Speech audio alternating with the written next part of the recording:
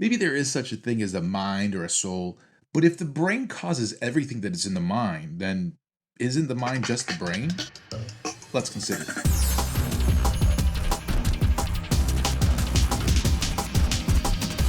Hello, philosophers. I'm Chico.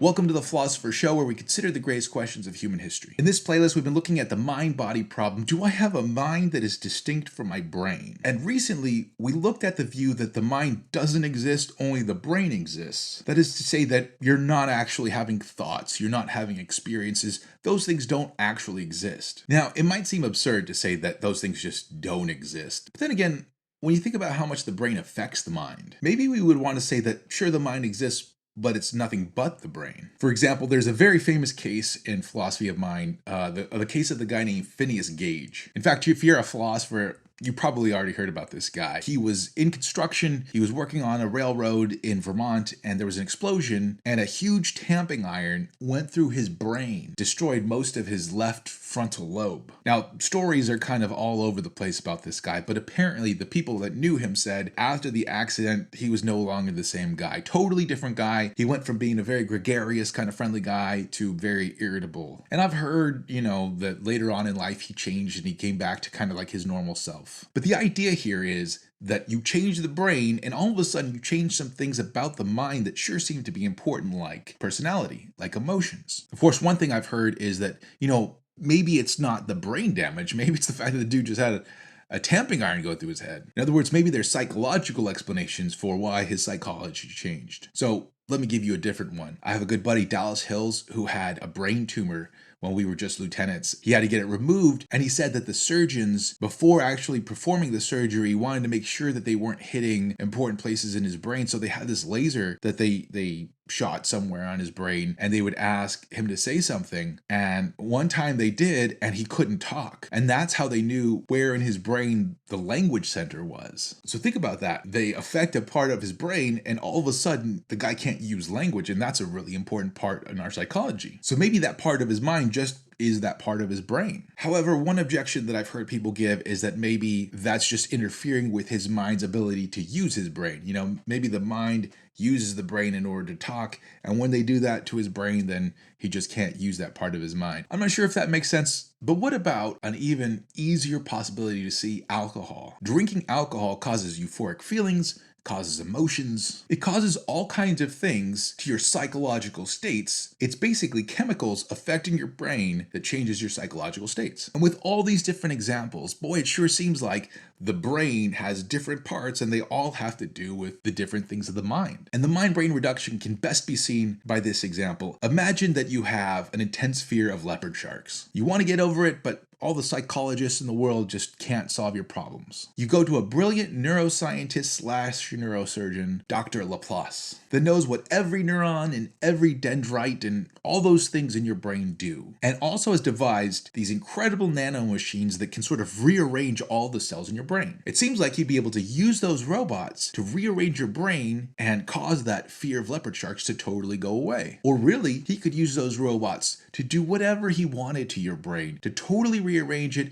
so that any kind of psychological state that you could go through, he can actually cause to happen. And if that's the case, then shouldn't we say that the mind just is the brain? Now, I realize that technically this is a logical fallacy, a hypothesis contrary to fact. Sure, if that were the case, then maybe it would prove that the mind is just the brain, but we don't have that. And yet, there are a lot of people that would argue, yeah, we don't have that yet, but we will. Science has succeeded so far and it will continue to succeed till we have every little detail of the mind. Now, the argument from past successes of science is a totally different argument. I'll check that out in a different video. However, even if it were the case, even if we had the entire brain mapped out and we could tell all the different things that would happen with the mind when we change the brain, it still wouldn't be the case that the mind just is the brain. The following objection is something that's a little bit adapted from Thomas Aquinas. Remember that this view is a radical reduction. It's to say that really the things of the mind don't exist, just the brain exists, and we're using these words mind to refer to the physical thing, the brain. But the brain is a material object. So